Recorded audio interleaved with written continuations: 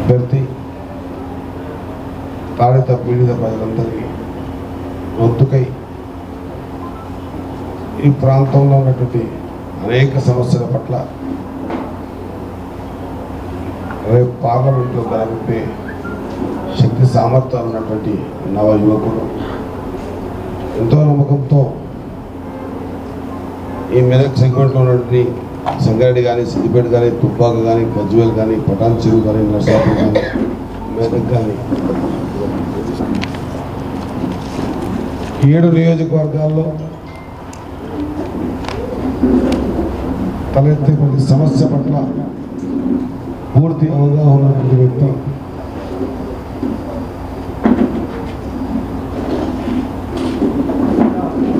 ఎలాంటి ఆంక్షలు లేకుండా ఇంకా నిలబడే ఇద్దరు టీఆర్ఎస్ కానీ బీజేపీ కానీ చేయడానికి నిలబడ్డారు.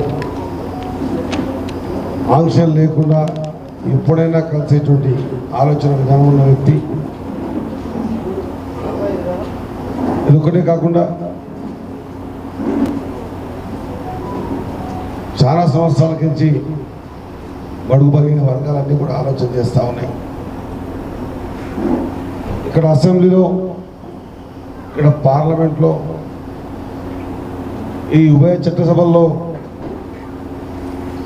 ఈ నిమ్న జాతులు వెనుకబడిన తరగతులకించి అవకాశం వచ్చినప్పుడల్లా ఒక ప్రయత్నం చేసి చట్టసభలకు పంపిస్తే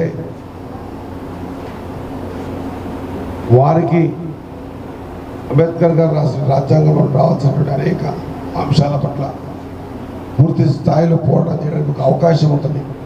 ఆ అవకాశాన్ని ఈరోజు కాంగ్రెస్ పార్టీ ఒక అభ్యర్థిత్వాన్ని ఇచ్చింది.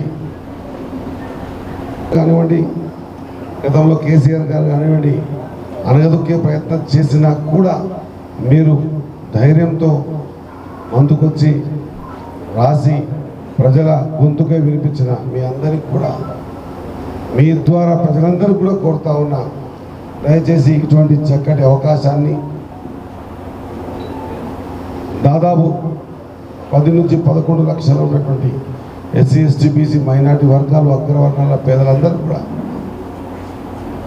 ఇటువంటి అవకాశాన్ని మనం పూర్తి స్థాయిలో వినియోగించుకోవాల్సిన అవసరం ఉంది. ఆలోచనలో భాగమే మన నీలమధు గారికి టికెట్ ఇవ్వడం. ఇటువంటి అవకాశాన్ని ఇక్కడ ఉన్న ప్రజలందరూ కూడా గుర్తించి గ్రహించి చేసి 12 గంటల తర్వాత వదిలిపెట్టేటువంటి ప్రక్రియ చూసినాం. ఇందిరా పార్క్ దగ్గర ఉన్నటువంటి ధర్నా చౌకులు ఎత్తేసి చరిత్ర గతం చూసినాం.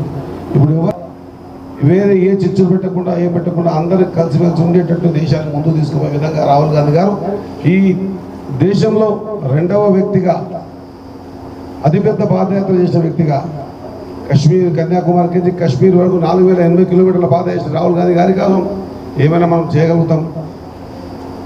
గరీబీ హఠావ్ అనేటువంటి ఒకప్పుడు వాళ్ళ అవ్వగారు ఇందిరమ్మ చేస్తే భారత్ జోడో అనేటువంటి మాటతో రాహుల్ గాంధీ గారు చేసినటువంటి ఈ పాదయాత్ర దేశంలో చర్చనీయాంశమైంది.